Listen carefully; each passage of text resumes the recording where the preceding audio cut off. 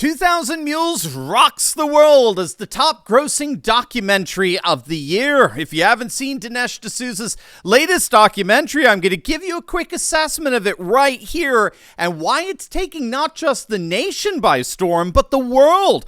We'll see how people even in Europe are talking about the film, and we're going to settle once and for all what the movie's critics get wrong. You are not going to want to miss this. Greetings, patriots all across the world. Dr. Stevie with you. Great to be with you. As always, I am your Patriot Professor, helping you to think better so you can feel better in this crazy and turbulent world. So make sure to smack that bell and subscribe. Before we begin, if you do have an IRA, a 401k, or savings account, you are going to love getting to know a Patriot group that's become good friends to this channel as we're watching our retirement savings squandered with bumbling Biden's record inflation and reckless spending. Our amazing friends over at Goldco are here to help you find out how you can protect your retirement with the trustworthiness of gold and silver. And just to show you how amazing these guys are, click on that link below right now, and they're going to give you, I kid you not on this, up to $10,000 in free silver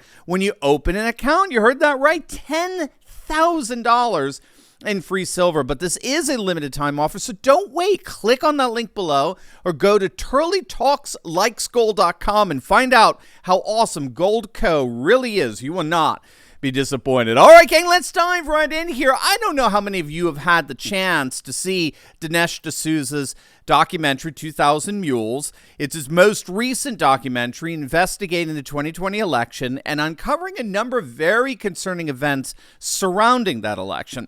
The film draws from the investigative work of True the Vote founder Catherine Engelbrecht and Greg Phillips. They use what's called geofencing technology, which is basically a technology that tracks your phone to track the movement of what are called mules, or the people who pick up ballots at warehouses and the like and deliver the ballots to drop-off boxes.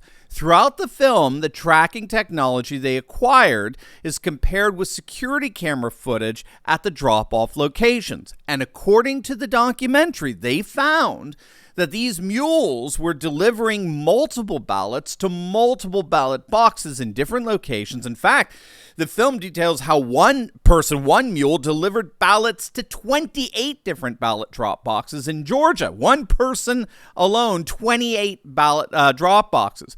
The conclusion of the film is that were we to discount the estimated number of votes that were illegally delivered, Donald Trump would have won the election easily. The film is obviously striking a chord, having grossed nearly $2 million since its streaming release a few weeks back and its debut in select theaters, which is very, very good for a documentary. Documentary films are often underwritten by grants because they simply just don't bring in that much money. And so $2 million is very impressive. And just to bring that home, 2,000 Mules right now is the top grossing documentary film of the year thus far. And for good reason. The film seems to be riding quite the wave of public opinion. In a poll taken last year, nearly 70% of Republican voters believed that the election was stolen and that Donald Trump is the rightful president. A poll conducted by the Public Religion Research Institute found that 82% of self-identified regular Fox News viewers and 97% of One America News Network and Newsmax viewers believed with President Trump that the election was stolen. Overall, according to an Axios Momentum poll taken in January this year, more than 40% of American voters do not believe that Joe Biden legitimately won the 2020 presidential election. Now, that's an astonishing number, 40%.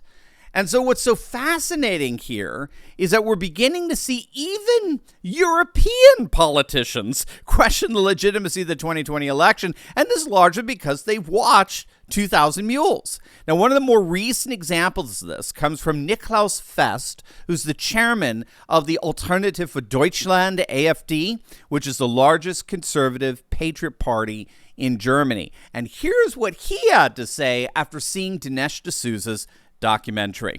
In Germany. Well, Nicolas, the other day we watched 2,000 Mules. We saw the screening of 2,000 Mules, but it's a documentary that shockingly gives evidence, exposes voter fraud during the 2020 presidential elections in the USA. Well, how credible do you think that this voter fraud really is? I think it's very credible. I mean, as you said, they are given evidence and they are really going step by step and checking on checking on every potential denial of these possible fraud. And I think, they made clear that there is no way in doubting that that this election has been rigged. And so I think it's waterproof, and that is really, as you said, it's really shocking, because if the leading Western democracy is is not foolproof, or its election isn't foolproof anymore, then we have a big problem there. Yes, because the documentary shows that the voter fraud really tipped the balance, the results of the election in favor of Joe Biden. Yeah, I mean, having seen this, I think we should really see or have a closer look at the figures. I mean, what they claimed are claims, but I think it was very plausible and convincing, and there is a high plausibility that if or without these voter fraud, Joe Biden wouldn't have been elected president of the US, but Donald Trump would be still in office, and that is a very worrying idea. Not that Trump would be in office, but that big Western countries are, that it's possible to rig elections in big or, the biggest Western countries. Now that's a European take. Very, very fascinating indeed. What Dinesh did here with the documentary is he made it possible for this issue to be investigated by a wider audience than just, say, an American audience. Dinesh himself responded to that full interview by tweeting, quote, "Well worth watching to hear a European perspective on 2000 Mules. This movie is kicking off a global debate." And so it's no exaggeration to say that 2000 Mules is rocking the world, as it were.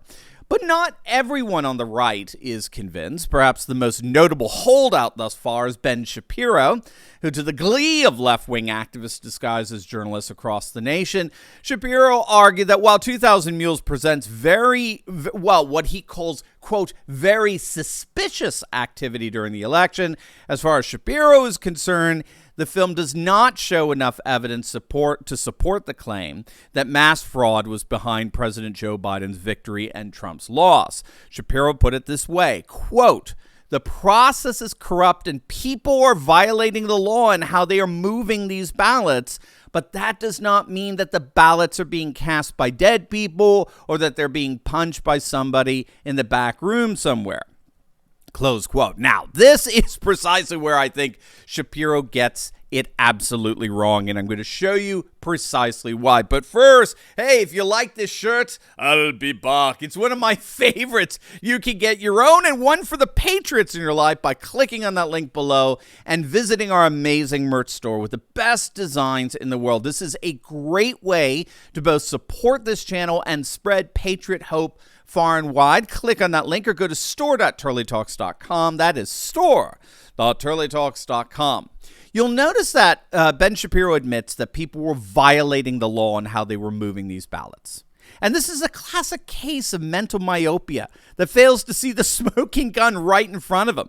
The lawyer Robert Barnes has called Shapiro out on this.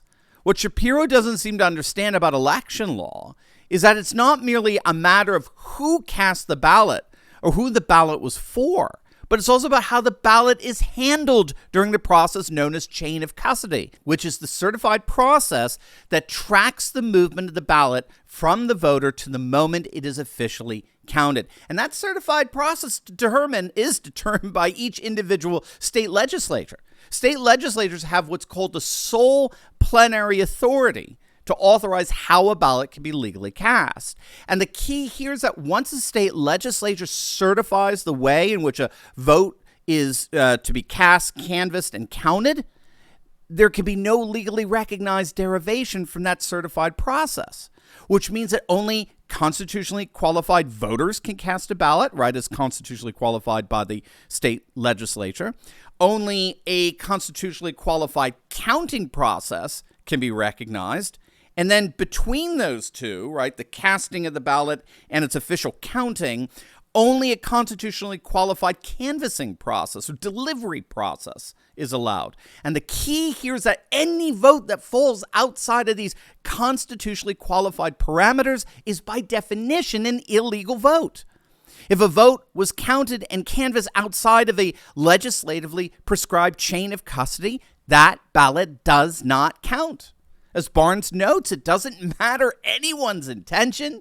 You don't even have to prove fraud. All you have to prove is that the ballot was not cast, canvassed, or counted in a constitutionally qualified manner. And that's precisely the issue that D'Souza's film raises, the serious question of people placing ballots in drop boxes who were not qualified to do so. Ben Shapiro himself admitted as much. The law was being violated in terms of how these votes were being moved. What the votes were, who they were for, all of that, it's irrelevant. The vote, by definition, falls outside the parameters of a constitutionally recognized vote if it falls outside the parameters set by these legislatures. So we'll certainly see how things develop in terms of the film's impact. But as you can see for yourself, 2000 Mules isn't just taking the nation by storm. It is indeed awakening the world. Now, before you go, you will definitely want to check out my latest review of the Top Gun Maverick box office smash hit. I reveal the secret ancient myth behind the story and the key to why it's such a great story. It's absolutely amazing. So make sure to click on that link, and I'll see you over there. God bless.